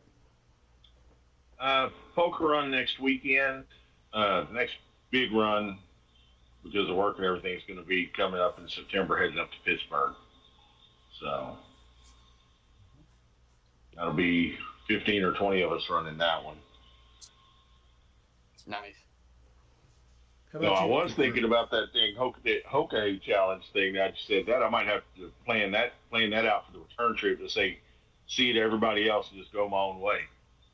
It sounds like so now they've changed it up because originally it was Jim Red Cloud's route to Homer, Alaska. So you went from the bottom of Florida down to or up to Homer, Alaska. Well, now they've changed it. Yeah, fuck that. And it's a much shorter challenge. Some of the other rules are still the same, but they really made it a lot more rider friendly, a little safer, a little more navigable. And I was watching somebody's video from I think 2022. Looked like they had an absolute blast. And I'm with you. I think it sounds pretty cool. It sounds like a real good time. I'm doing a little YouTube video about it now. A 3-part series is what I broke it into because there's a lot of information to get through. Sort of its humble beginnings to some lawsuits that came and to where it is now. But again, without a way, you were law enforcement, but a lot of us, and I don't think it necessarily is a good way to say that, but a lot of us don't have a way to challenge ourselves. So we hop on these bikes and we take these long rides and we see what our spirit can endure. And I think part of healthy masculinity is wrangling what our limits are and finding that out so we know them and we can use that and push ourselves to that and maybe in a positive way. In a positive way. Yep, 100%. And we need We need that. We need good role models, and we need good rides, and we need to challenge ourselves with something positive. Y- Yeah, I was gonna say it kind of sounds like hiking the Appalachian Trail or something, Yeah. where it's Oh, like, and I know a guy that go. can. I know a guy that can take you. I know a guy that knows I'm not, roads. I don't want to oh, do it. I'm just saying, it sounds like why people do the Appalachian. what I just something I forgot to mention earlier. I just picked it up. Just picked up a 2004 Sportster. Um, Now it's not for me because I took it for a quick spin. Had my kid take a video as I was coming back just to look. I was like, yeah, I'm too borderline on monkey humping a football riding that thing. But it's a good. My oldest son has expressed an interest in learning to ride, and he's wanted to come along. So, like here, I got a. He's too nervous to ride the bagger. So it's like here, this one you can feel a little better on. So I'll tell you what, I got 05 Sporty. I love it. And I have a big bagger. 90% of the riding I do happens on that Sporty. Just whether I'm running around town or running to see friends, or even if I'm going to my buddies an hour out. I hop on the Sporty. I don't have to pack a whole bunch. I can get in anywhere, manipulate around any parking lot. And now the bagger has really become the tool for highway rides, for long well, haul. believe it or not, the backer I can turn it better than most people can a sporty or any of that. Well, I would In a expect tighter nothing less range. from a motor officer. Yeah, I mean it's just it's just committing to it. That's the thing. I do So many enjoy people my don't Sportster. necessarily. I had to put forward controls on it and stretch it out a little bit to make it more comfortable for me, and put the 15-inch shock on the back to make it more comfortable. But Blake, have you put the mid controls on there yet? If you've put them on, I did. I'm sorry. If you made a video on it, because I haven't seen the video yet. I haven't made a video on it. There's a number of things I'm doing. I'm getting ready to order me up a hooligan kit because I've got a leaking gasket and the bike's got 20K miles on it. So I'm actually going to be jumping into my first sort of engine video, and we'll see how that goes. Might Okay. be I was be a mess. Might be a masterpiece. I don't know. I was gonna feel bad if you'd already made that video and I missed it, because like No, okay, but I really went a different route with my Sporty. I got one that looks very vintage, and I'm sort of changing it out to be a mini Dynabro or like club style, because on top of getting the hooligan kit, I've been trying to track down a 13 spoke front mag. I'm not overly fond of the laced wheel. I think it looks very vintage. It has a certain nostalgia to it, but not for what I'm going for, and or what I'm trying to make out of my Sporty. Um, but it'll be fun. Plenty. The summer is young, and there's plenty to come when it comes to that particular bike. uh, You have the same years I do, don't you, Oh, five. Mike? I do, yeah. I've got a Uh, 21 Sportster, and yeah, the BMW is a 19. yeah. I have the 21 as well. But yeah, I've done like Blake says. I turned it into a little mini. I put the best thing I put on that bike is the 5 gallon tank. That by Yeah, far was the that best is a big thing. one. Yeah. Yeah, I've done told this before. We're gonna have to change the tanks. I ain't stopping that often for your gas. Yeah, yeah. It was That's literally night and day. Absolutely. that's the one thing I wish I would have done before I painted the tank. And I'll make you comfortable. I've had Canadians on here before. I actually love Canadians. Um, so yeah, don't let that stop you. Don't let this Canadian thing stop anything. Yeah, it's no. Let's see how many Canadians have we had on here. We've had Road Queen Sarah, Red Rider, Red Rider. the other girl, the one that lives in Montreal. I can't remember her names and I want to. But yeah, there's lots of Canadians that come on here, so don't let it stop you. Yeah, whenever I want to remember something, that's when I can't. So don't hold it against me. But yeah, if you want on, man, come on the panel. You're more than welcome. We love our friends from the Great White North. We absolutely do. But Buck, when's your next big trip? Okay. April 7th to the 11th, I'm going to be on a secret mission because I'm going to be out of the truck. And it ties into something I'm putting together for October camp out. I can fill you guys in behind the scenes if you want to know it. Steve, Rainey, I'll fill y'all in if you want to know. Nothing I can divulge here publicly yet because I gotta have the meeting first. That being said, having to come out of the truck 7th to the 11th, I'll have to get back to work, so I'll miss the Natchez Trace ride with you guys, but I'm there in spirit. The next big ride after that, I've been invited to do what I consider a bucket list ride for me, and that's Rolling to Remember Memorial Day weekend. And it starts in parking lot of the Pentagon. I think it's Saturday, April the 24th, ahead of the Monday holiday for Memorial Day. That's awesome.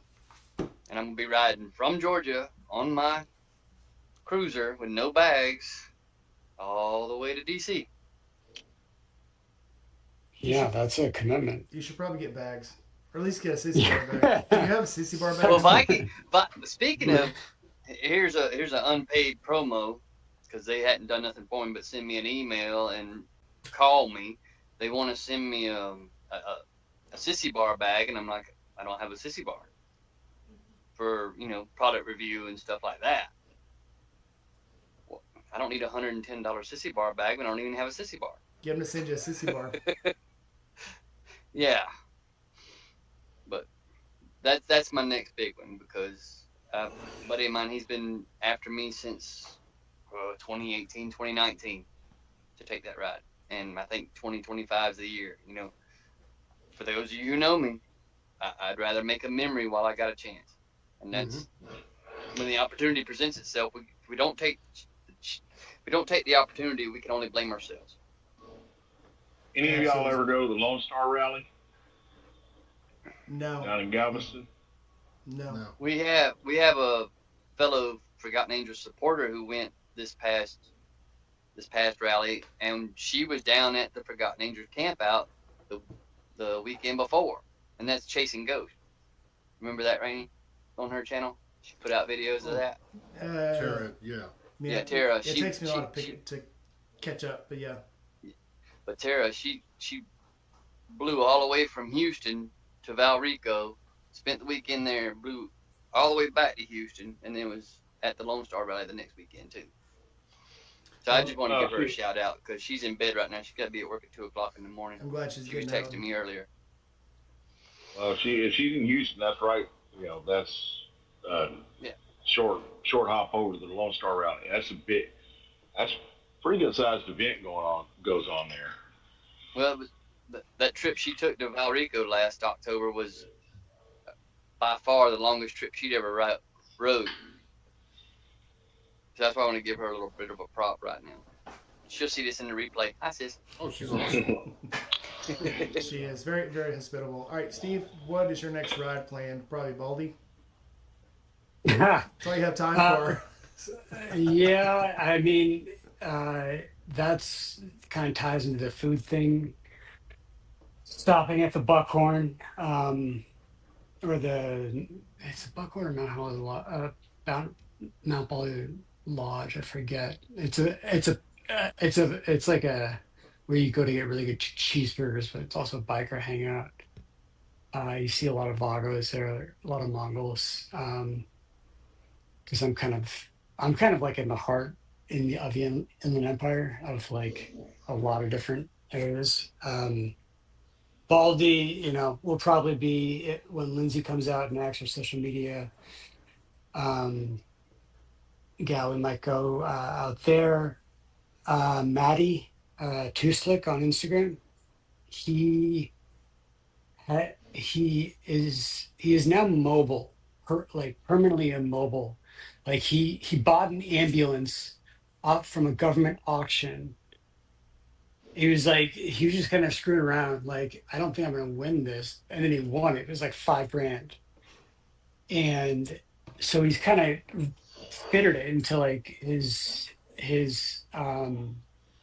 house, essentially. So he works for Nowaski Suspension, but he also made our in-store display stands.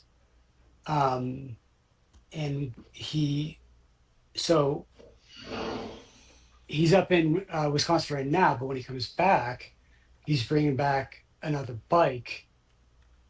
So he'll have two of his bikes out here. His stunt bike that he's obviously stunts a lot, but he's got a second bike, and we might go out to the desert.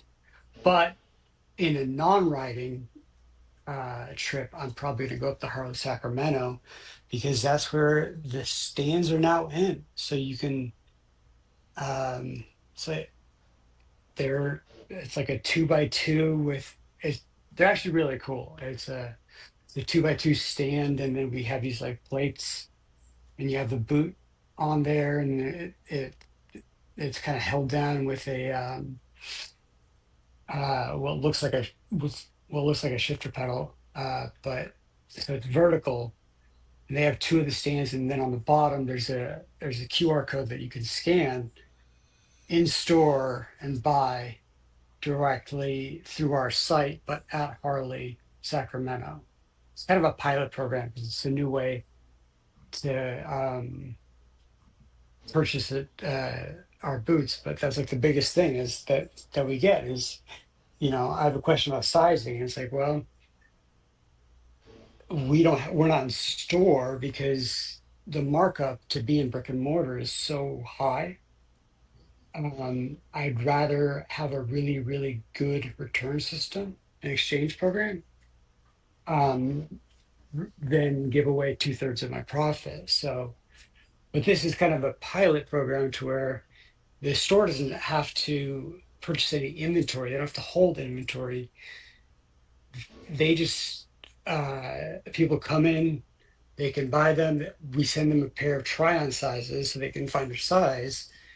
Then they can scan the boot that they want and purchase directly, and then the store gets a cut. So it's kind of a win for everybody if you want to hold it and feel it, try it on. So I'm gonna probably head up to Sacramento and see how that. It might fail colossally, but No, it sounds like a solid idea. Yeah, it sounds like it'll work. well, in theory, I like it's we again, like I have 10,000 square feet of boots and other stuff, but like I get people hitting me up all the time saying they want to sell my product, and it's like, well, we have 12 different styles and 15, 16 different sizes. Like, wh- where are you gonna put it all? Like, Yeah. unless you got a warehouse, I don't think you could do it. So being able to hold it, look at it, try on and find your size, and then scan a QR code. Dealership or whoever has it gets their money. The customer gets it directly through us, and the dealership or whoever, they don't have to worry about holding inventory, or returns or warranty issues. It all just is facilitated through us. Well, So and you grow your customer base, your customer knowledge too, to be able to reach back out to them in the future. yeah, and then like so it's their cut is because hey, like people coming in cold who don't know the brand, because in reality we're still a relatively small brand. Um, and so just getting them out in stores and into dealership, I mean that's a huge boost. So Guy came into the dealership the other day wearing a pair of Comanches. I was all oh over yeah. it. I said, "Hey man, I recognize them boots. What do you think of them?" "Oh, I love them. I love these boots." I said, I got a couple pair at home too." "Oh yeah, right on." Yeah. Did you tell them that you probably got yours for free? I did not. I said I do personally. I have personally met the owner, and he's a wonderful guy. And not only does he make a great boot, he's a great guy. He's like, "Oh, that's cool." And I was on the Um, floor. I was in parts, so I couldn't really get too far out there or jump into too much of a conversation. I got to man my station, but it was really cool. Anytime I see somebody out, sort of out in the wild, rocking indies, I'm all over it. 'Cause Yeah, I know every line, and I'm like, I know what those are. Indies in the yeah, wild. Let's talk about it. I've been trying to reach you about these boots. yeah. So it's fun. Too cool. But you had mentioned your PR department, Steve. You wanna give them a big shout out here? I know you mentioned earlier because I know she's been doing a lot of your YouTube stuff, and you've been seeing me comment in there. So I wanted to give her a big shout out. She's been doing an Lindsay, awesome job yeah, for you. yeah, Great. yeah. She's great. I don't ever have to open Instagram ever. It's fantastic because that was my big thing. Like I just avoided Instagram because I know there were so many comments and so many like pictures and that we could have reposted and engaged with their accounts. And it's like I just didn't open it. And In she, my in my defense, I don't even have Instagram. I've been talking about the YouTube side. She's been doing oh a lot. okay, oh has Yeah, she She I oh on yeah, like the on some of our the. account? on YouTube. Yeah, Oh nice. See, yeah, I don't even know The what Instagram we're stuff has doing. been nice absolutely. because you get a lot of the And she's been behind the scenes. responding too. She's been responding. Yeah, no, she's great. Like she was like she's she's kind of the creative director now because she's I can't do all the creative work myself anymore. There's I'm just too glad you. much of it. I'm proud of you. Delegating Actually, authority now. yeah, well, there is a special edition boot coming out that Mike knows about, and it's going to be pretty rad. And I'm shooting for a June release, um, but that one's going to be pretty epic. It's just a lot of work, a lot of pieces. This is like a 3-year project coming together, so this should be fun. absolutely awesome. Welcome in, Dry Heat Hey, Doug, Buck. my other salty brother. Hey, Buck, I wanted to ask, how far are you from Macon? 2 hours. I'm right on the Florida-Georgia state line. Matter of fact, Okay, Rainey and Miss Diane has been to my house before. okay. I just found we were Well, talking about taking rides. I just found one that I might. It's just idea right now, but in Macon is the Allman Brothers Museum, oh yeah, and that's I didn't where even know that was there. yeah that's where Greg Allman was born, and that's where they formed the band. Yeah, You know, a lot, from lot of musical from history in Georgia. Daytona and back up. Yeah, and that's. I was just curious how close you were for Macon. 2.5 But hours. it's about 4, I think, for me. So that'd be a good ride. Going up and seeing everything out there, and then finding something to eat, and turning around and coming home. Nice. If I once some stuff starts to calm down, I'll get with you, see if you're going to be in town or if you'd even be interested in running up. Sound like All a right. plan. All right, we're past the 2-hour mark, so I'm going to go ahead. My next trip obviously will be the National Trace Ride. I hope to see if some of you guys can't come. I do hope to you'll watch our video on it. Jake, I'm sure, is going to do a video on it. Jake's been putting more video out lately. He's getting out of his skin, I guess. Winter funk. Getting out of the winter funk, putting some stuff up. He has an awesome intro now. I like that. I like your new intro. Thank you. It's very catchy. All right, and so anyway, so final thoughts, Bleak.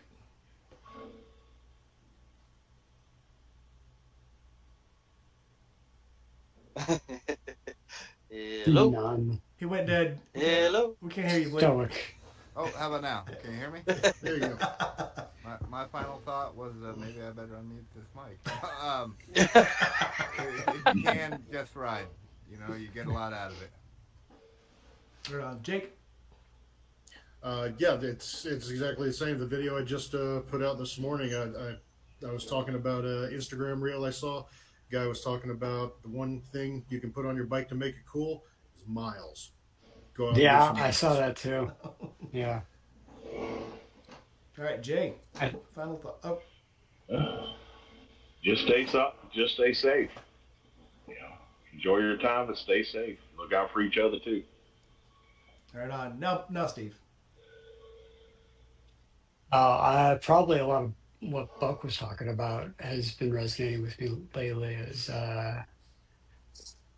enjoy the time you have. Don't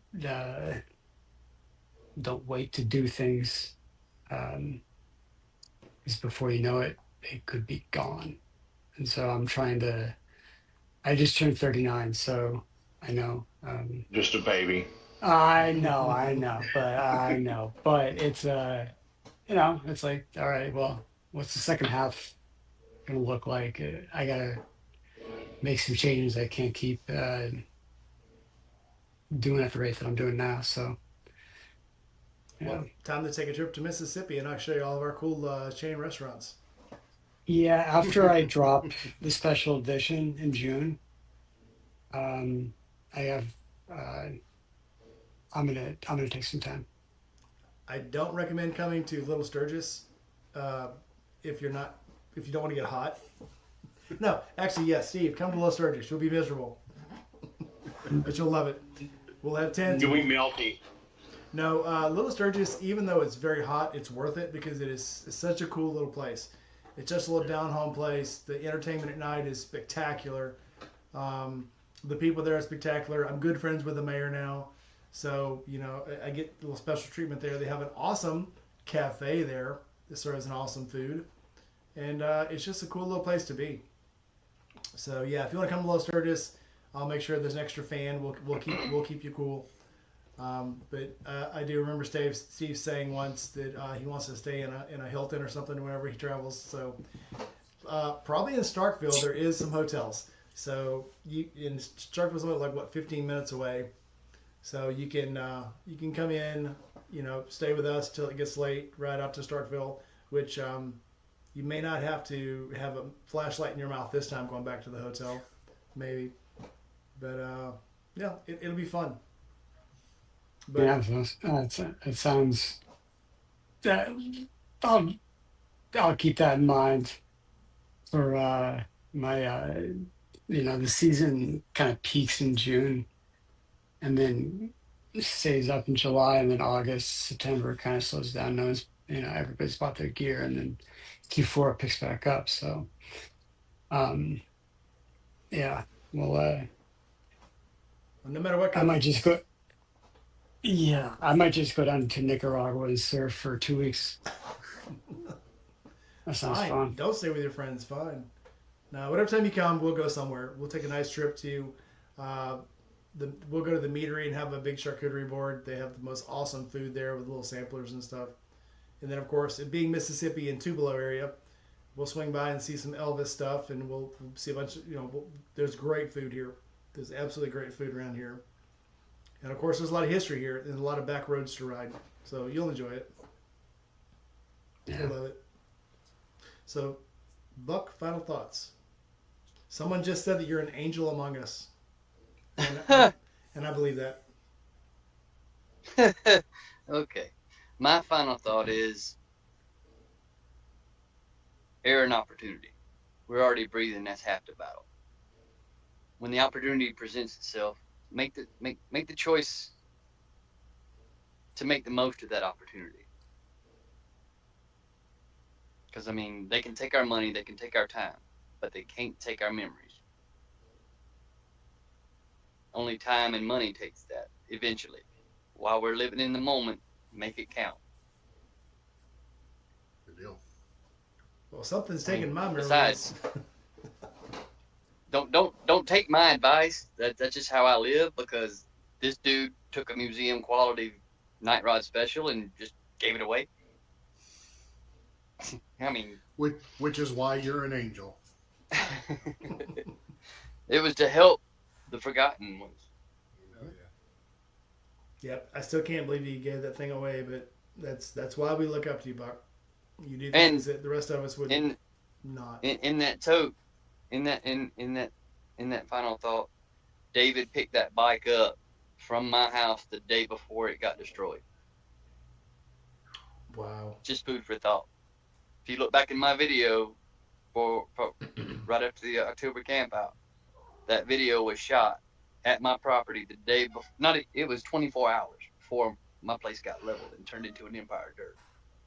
That's so insane. It just tells you right there. That's a true testament to how we never know. And if I can persevere and make it forward, anybody can. There's no excuse except the excuses that we spit out of our mouth because we limit ourselves here. That's where it starts. We limit ourselves here. So that would be my final thoughts. That's a good Love you one. guys. That's a good one. And my final thought is always, if you can be anything, be nice, be kind, help the people that you see. If you see that guy on the side of the road, not even if it's just a biker, if you need to see somebody that needs help, give them a hand. Because the world is small, the world is cruel enough as you know it, and the one nice thing you can do for a person might be the only good thing that happens to them all day. And with that, thanks everybody for coming on. I enjoy every one of you. Oh, there's one more thing. So I'm close to the 1,500 subscriber mark. It's taken forever to get here, and I finally am. But I'm planning a giveaway, and Jay has been nice enough to engrave me some coasters. So I'm going to be giving those away on the channel, and just because I enjoy having friends like you and followers and people that subscribe, and it's a big thing for me. So thank all of you. Thank all of you who are still watching. I'm shipping them Monday, so they should be to you before the weekend. All right, so I plan on giving those away on my next video after I make 1,500, which hopefully is this week. So all of you out there, like, comment, subscribe, hit that bell, and I will see you guys soon. Everyone say goodbye. Good night. Bye.